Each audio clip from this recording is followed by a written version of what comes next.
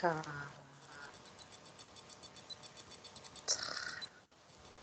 Tu es de plus en plus profond. De plus en plus.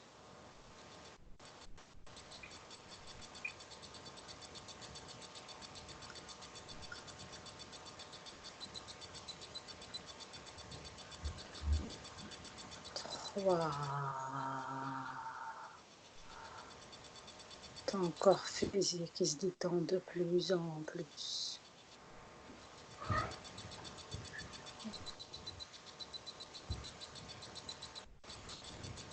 2. De plus en plus profond.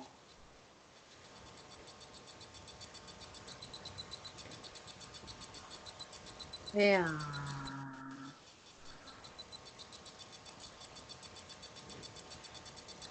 Barbara, comment tu te sens?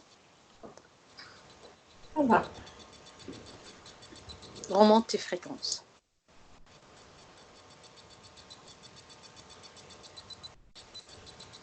Tu remontes bien tes fréquences? Oui. Ok. Maintenant, seulement, on va aller... Quand je te dis pendule, c'est quoi les sensations que tu as? J'ai un monde tout noir avec plein d'êtres Oui. qui attendent. J'avais vu ça de ce point de vue-là. C'est pas très sympathique. Ok. Je veux seulement... Ok, c'est un petit peu... Tu vois des énergies qui sont là. Est-ce que c'est des C'est comme énergies? s'il y avait des gens en train de jouer avec, et puis derrière le mur, il y a l'univers tout noir avec des petits yeux qui regardent et qui attendent que les gens jouent. Ok. Maintenant, je veux que tu vas aller regarder avec... Tu vas chercher quelqu'un qui est conscient. Il est conscient de tout ce qu'il fait par rapport à ce pendule. Et tu le regardes, il est en train de prendre ce pendule, il est en train de l'utiliser. Et tu regardes qu'est-ce qui l'entoure. Ça ne t'appartient pas, tu regardes seulement. Donc la personne, elle est consciente de quoi? Elle est consciente qu'est-ce qu'elle appelle. Il y a des gens qui sont conscients comme quoi ils attirent des énergies. Oui. Et tu regardes qu'est-ce qu'elle attire comme énergie. Elle attire ce qu'elle appelle, mais il y a un filtrage qui est fait avant que l'énergie arrive. C'est pas la première qui se présente, en fait. Ok. C'est quelqu'un qui prend un pendule et l'appelle à communiquer avec ses parents. Est-ce qu'il communique avec ses parents ou il communique avec des êtres?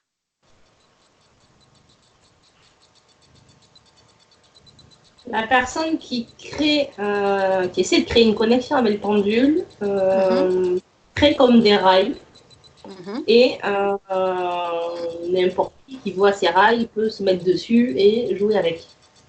Par comparaison avec la personne d'avant, qui elle sait qui elle appelle, il y a un tri qui est fait. Et seul le passager concerné, j'ai envie de dire, peut utiliser les rails. Par comparaison entre les deux. Ok. C'est moi je suis consciente de les dangers et de tout ce qu'il y a dans le pendule, et je suis consciente de ce que je fais. Et c'est moi, j'appelle quelqu'un de ma famille qui est décédé à parler avec lui avec le pendule. Est-ce que celui qui va venir vers moi, est-ce que c'est quelqu'un de ma famille, ou il y aura quand même des énergies négatives qui vont s'accrocher à cette conversation? Alors, il y a des énergies négatives qui peuvent interférer de la conversation. Toi, tu appelles quelqu'un de ta famille, il faut que tu arrives, comme tu me demandes de faire, d'arriver à scanner, de reconnaître la personne et de s'assurer que ce soit bien elle. C'est moi, je suis Après, dans le... Vas-y. Le mental influe aussi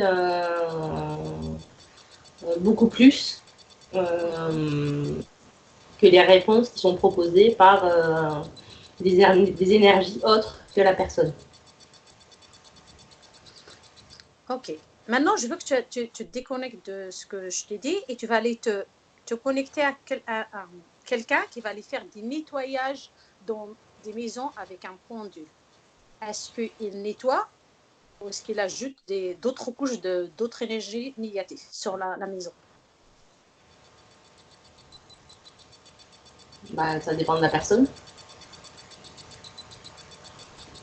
Si la personne elle est consciente de ce qu'elle fait, est-ce qu'elle peut nettoyer une maison avec une pendule?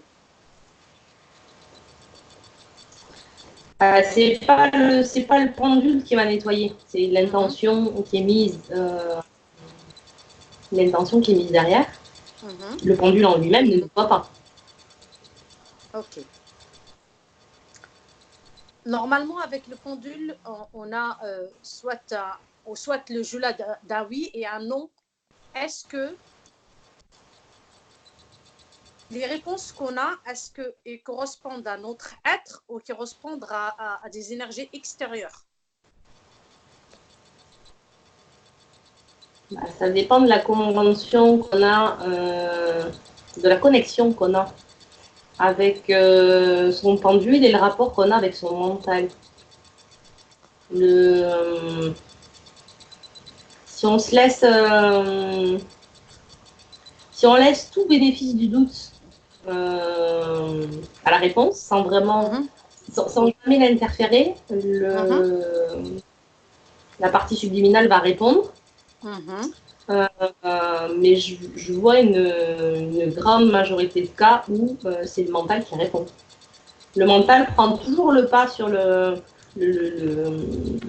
les portes ouvertes de la réponse. Ok.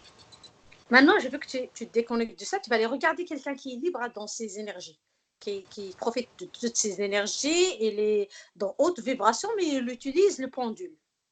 Ouais. Et quand il va utiliser le pendule, il est conscient de ce qui peut se présenter, qu'est-ce qu'il demande. Est-ce que quelqu'un qui est libre, quand il va utiliser le pendule, est-ce qu'il y aura des êtres ou des énergies qui vont se présenter à lui, oui ou non? Alors, elle se présente parce qu'elle voit la connexion, mais il n'y a pas d'interférence. Elles sont, les énergies sont présentes à l'extérieur de cette connexion. Donc, la connexion ils observent. Les énergies n'interfèrent pas. Donc, ils observent. Elles sont juste, ouais, elles observent, ouais, sans interférer. Sans interférer. Mais quand même, est-ce que cette utilisation du pendule, elle les attire ou oui, elle les attire. Ouais, l'utilisation du pendule, c'est comme s'il y avait une lumière qui s'allumait et donc du coup, elles le voient et elles sont attirées par cette lumière. Ok. Ok. C'est un appel, en fait. Quand la personne utilise son pendule et attend une réponse, ça dépend à qui cette réponse est, de qui elle est attendue. Ok. Maintenant, tu Les vas te gens déconnecter. utilisent le pendule Vas-y. en attendant la réponse. Comment dire ça? Les gens utilisent le pendule en attendant la réponse, j'ai envie de dire, de n'importe qui, de n'importe quoi. À partir du moment qu'il y a une réponse, c'est forcément la bonne réponse, sans se demander ce à quoi c'est connecté. Ouais. Donc le mental, lui, il va dire c'est connecté à ça, fais confiance et continue. Il n'y a aucune vérification ni légitimité à ce que la connexion soit effectivement réelle et bonne. Donc, en fait, avec le pendule, on ouvre une porte, on ouvre c'est comme un chemin que ça peut, les informations qu'on a, elle va pas être véritable de notre être. Elle peut venir de n'importe qui, parce qu'on ne peut pas vérifier est-ce qu'elle vient de nous ou de quelqu'un d'autre. Bah, je suis même pas sûre que les gens qui utilisent un pendule se posent des questions à eux-mêmes. Ils posent la question à qui voudra répondre. Et de poser la question à qui voudra répondre, ça ouvre toutes les portes du monde. Ok. Maintenant, je veux que tu vas aller vers quelqu'un qui est interféré et tu regardes aussi la même chose. Il va utiliser un pendule. Et je veux que tu regardes les énergies qui sont autour de lui. Comment tu les vois? Ah bah déjà, il est interféré par tout ce qui est à l'extérieur, donc jamais il aurait une réponse de lui-même, puisqu'il est déjà interféré de l'extérieur et toutes les énergies ou émotions ou euh, actes qu'il fait sont soufflés à l'extérieur. Ok. Déconnecte de cet être. Ouais, Maintenant, c'est pas agréable. c'est seulement déconnecte-toi, déconnecte-toi. Ouais. Tu reviens à toi-même, tu remontes tes vibrations et je veux seulement que tu regardes. Quand je t'ai dit tout à l'heure, le pendule, tu as dit que c'est comme un vortex qui, tu regardes, ceux qui utilisent ça, c'est comme un vortex qui s'ouvre, c'est comme un entonnoir qui est dedans, qui ouvre un chemin à n'importe qui, n'importe comment pour répondre. Est-ce que cette partie subliminale, on va dire l'être physique, utilise le pendule? Est-ce que cette partie subliminale, ça, elle est libre? Est-ce qu'elle cautionne ce qui fait ce corps physique? Alors, je suis désolée, il y a un problème de connexion. Je n'ai pas entendu toute la question. Ok. C'est quelqu'un qui est libre dans ses énergies. Quand son corps physique il est en train d'utiliser le pendule, est-ce que la partie subliminale, elle cautionne cette pratique ou non?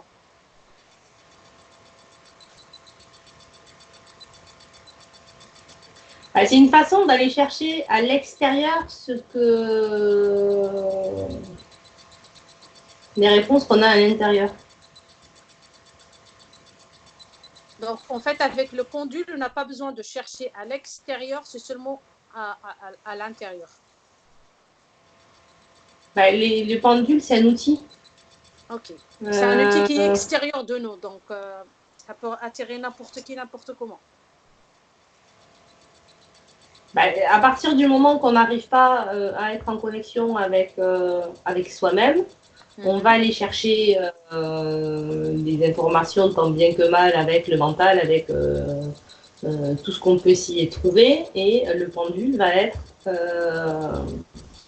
un objet annexe extérieur qui va aider à aller chercher à l'extérieur des réponses.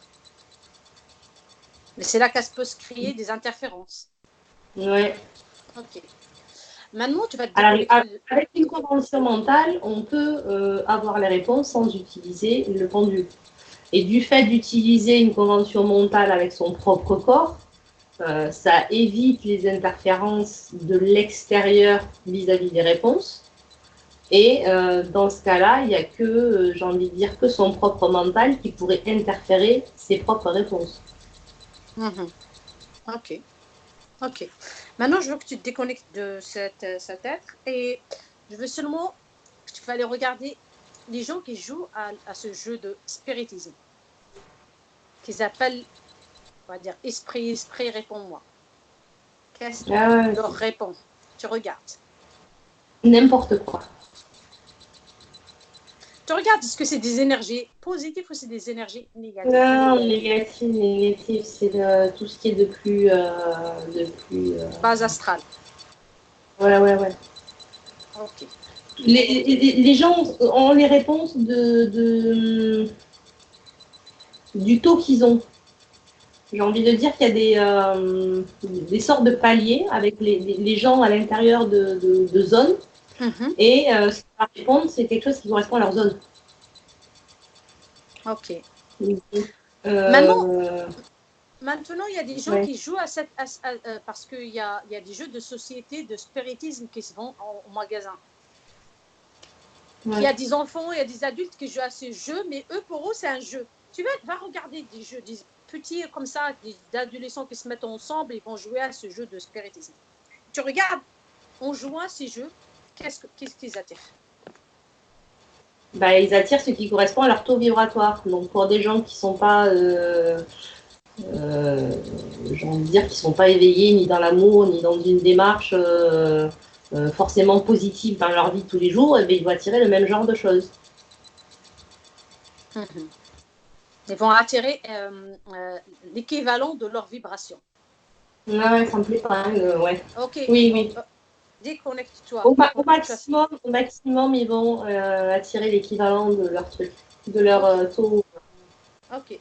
Déconnecte-toi de tout ce que tu vois, de tout ce que tu ressens. Déconnecte-toi. Maintenant, je vais aller que tu regardes ceux qui jouent avec jeu de spiritisme, quelqu'un qui joue avec ce jeu de spiritisme et qui lui, on va dire, il vibre bien. C'est quelqu'un joyeux et tout, il n'est pas interféré, mais il vibre bien. Et tu regardes quand il joue à ce jeu, est-ce qu'il peut être interféré à cause de ce jeu-là? Oui ou non?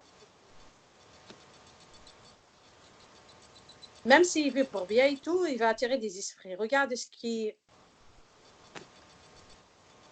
va être interféré ou non à cause de ce jeu-là. Alors, si je reprends l'idée de couches que j'évoquais tout à l'heure, il y a des couches différentes de vibrations qui vont correspondre à la personne. Et il y a, j'ai envie de dire, du positif et du négatif dans chacune de ces couches. Ok. Donc, si la personne ne fait pas... alors, je n'aime pas le terme de protection, parce que protection, ça appelle à l'attaque et en soi, mais... s'il ne monte pas ses vibrations. Si la personne ne reste pas dans un espace de haute vibration et d'énergie qui lui sont propres et que la personne ne veut pas que ces énergies ne soient pas interférées, de l'être par les énergies les plus basses de cette strate-là. De tout ce que tu vois là maintenant dans l'éthérique, est-ce que tu conseilles à les gens de jouer à ce jeu-là? Spiritisme. Ah non, bah non. Pas du tout. Et aussi, dans tous les cas, les gens qui vont appeler ne sont pas forcément dans leur palier à eux. Donc, si c'est pas dans leur palier, déjà, il n'y aura pas de réponse.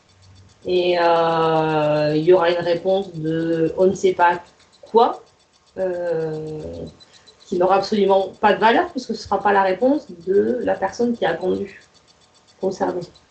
Ok. Et je veux aussi n'importe quoi pour répondre n'importe quoi. Ok, maintenant je te déconnecte de ça. Je veux aussi que tu regardes ceux qui, avec mentalement et aussi dans le physique, qui disent ouais, je vais appeler mon guide. Tu regardes à quoi ils se connectent. Prends-toi quelqu'un comme ça qui cherche à contacter son guide. À quoi il se reconnecte?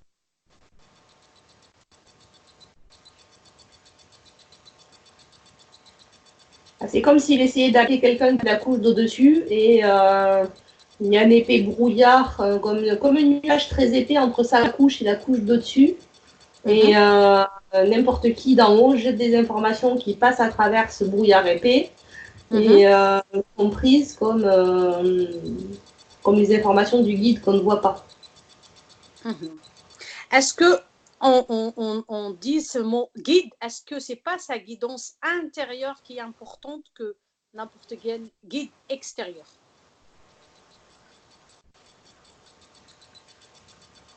On en revient toujours à aller chercher à l'extérieur des réponses pour soi-même. Donc du fait de dire je vais... comment dire ça? Ce que tu viens directement à ton esprit, tu me le dis. C'est un peu comme si l'histoire du guide, c'était un leurre pour trouver quelque chose de rassurant de l'extérieur. Parce que quand on a des doutes envers soi-même, on va aller chercher à l'extérieur la réponse. On va aller demander à une personne physique à l'extérieur de nous, que ce soit des parents, un ami, n'importe qui. Et donc le fait que le guide soit quelqu'un d'autre d'extérieur à qui on peut se référer, dans le concept humain, ça marche super bien que ce soit quelqu'un d'autre extérieur. Est-ce qu'en cherchant à contacter un guide ou des guides extérieurs que sa guidance intérieure, est-ce que ça ne crée pas des interférences?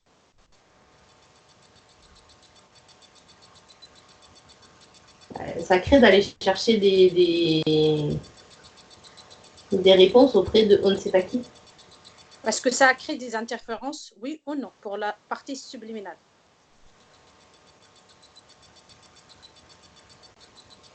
Ce ne sont pas forcément des réponses qui vont nous aiguiller dans le bon sens. Ok. Trouve-moi quelqu'un qui n'est pas interféré, mais qui cherche des réponses à l'intérieur de lui et demande à ses guides. Et regarde, est-ce qu'il il n'appelle pas des forces extérieures à lui? Est-ce qu'il n'est pas, il ne va pas être interféré?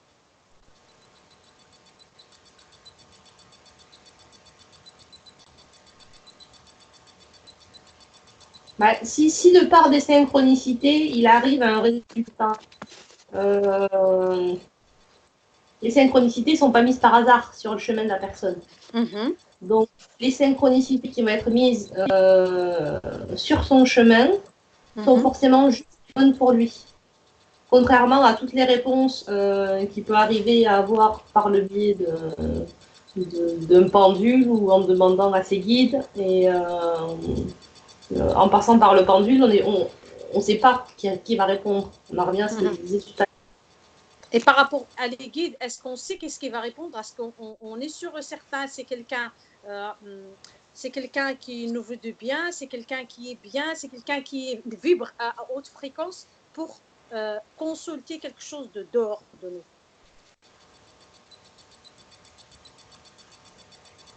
Parce que, pourquoi je te dis ça? Parce que je vois dans des séances des gens qui demandent à un guide, ils cherchent à avoir un guide et ils se retrouvent interférés à cause de ce guide-là ou avec ce guide-là. Il s'avère c'est une entité négative. Moi, dans l'image que j'ai, il y a Alors, je suis désolée d'en revenir toujours à cette histoire de strat. C'est comme s'il y avait un niveau à dépasser et passer au niveau d'après, un peu comme dans un jeu vidéo. Tant que tu n'as pas fini le premier niveau, tu peux passer au deuxième. Ouais. Et dans tous les cas, les gens vont aller chercher un guide dans une couche qui n'est pas la leur, en se disant, je vais chercher auprès de mes guides sont forcément dans une couche supérieure à la mienne. Donc, je vais chercher dans un monde où j'ai passé une réponse en étant sûr et certain, en fermant les yeux, que cette réponse sera la réponse de mes guides. Donc il y a une sorte de déni qui est fait sur, au final, qui va me répondre. Dans tous les cas, la réponse, quelle qu'elle soit, sera prise comme étant celle du guide. J'en reviens aux synchronicités qui se mettent en place dans la vie d'une personne. Il ne va pas y avoir un esprit malin qui va mettre des synchronicités dans la vie d'une personne de façon à ce qu'elle avance. Ok. Donc il y a des éléments extérieurs auxquels on peut faire confiance de façon plus sûre que le oui-non avec un pendule. Ok. C'est très bien parce que, comme tu dis, avec un pendule, parce qu'il y a des êtres qui cherchent à savoir est-ce qu'ils communiquent avec leur guide avec un pendule. Et ça, c'est très dangereux parce qu'ils ne savent même pas ce qu'ils attirent, c'est qui les répond. J'ai envie de dire que les gens qui sont médiums ou qui ont des capacités quelconques à être sûrs, certains de pouvoir communiquer avec la personne en question, peut-être qu'effectivement, il y a une façon autre et inconnue du grand public d'arriver à se rapprocher de la personne avec laquelle on veut véritablement communiquer et éventuellement peut-être pouvoir y arriver. D'un point de vue, j'ai envie de dire, de la personne lambda, d'un point de vue énergétique, de son point de vue à elle, aller se connecter énergétiquement avec une autre personne ou entité qui aura une énergie différente, et donc pas forcément dans la même couche. Pour moi, de ce que je vois là, ça ne marche pas. Ok. Maintenant, même si tu dis pour les médiums, parce que si tu regardes quelqu'un qui est médium, et j'ai déjà fait des séances avec des êtres humains qui sont médiums, mais qui communiquent avec des êtres, mais ils ne savent pas exactement, ils ne regardent pas leur ADN, c'est quoi. J'ai déjà fait des séances avec des êtres humains qui sont médiums et il s'avère qu'ils communiquent, ils croient eux, parce que les énergies qui sont au dehors de nous, ils peuvent prendre l'apparence qu'ils veulent. Ils peuvent nous leurrer. Donc, si on ne sait pas exactement lire l'ADN et savoir à qui, à quoi on est en train de communiquer, c'est dangereux. Est-ce que tu confirmes, oui ou non? Bah oui. Okay. Oui, on en revient à ce que je disais. Dans tous les cas, on ne sait pas qui répond. C'est un échange énergétique. Donc, j'ai envie de dire, si on n'a pas une base de référence énergétique de la personne avant-après, on ne peut pas savoir à qui on communique. Dans une enquête qu'on avait fait, je t'ai dit avoir vu quelque chose de lumineux et de l'image que j'en avais, c'était lumineux. Quand tu m'as dit touche, sonde-le, tu vas voir ce que c'est, ça l'était pas du tout. Voilà, c'est ça. Donc, C'est ça les fausses lumières. Et te renvoie une image que toi, ça peut te laisser ouvrir tes portes énergétiques. Et en fait, ce qu'il est en fait lui-même à l'intérieur, c'est à l'heure. oui, c'est ça. Il faut faire très attention avec ça. Il y a c'est beaucoup l'image de fausses lumières. C'est ça, c'est l'image de ce qu'on attend. Et au final, si on ne prend pas la peine de sonder la chose comme tu me l'as fait faire, tu te laisses avoir par l'aspect extérieur, tu fais toute confiance et c'est absolument pas ça. Ok. En tout cas, merci pour cette enquête. Merci des informations. À qui veut prendre, à qui veut... au moins, celui qui veut utiliser quelque chose, il doit savoir, il doit prendre les informations avant d'utiliser quoi que ce soit. D'aller appeler des êtres ou d'appeler des énergies qui ne sont pas dans sa couche énergétique, ni qui vibrent. Lui, déjà, comment il vibre pour savoir qu'est-ce qu'il appelle. On peut croire au mental qu'on vibre très haut, mais en fait, dans notre énergie, on vibre très bas. Il faut faire très, très attention.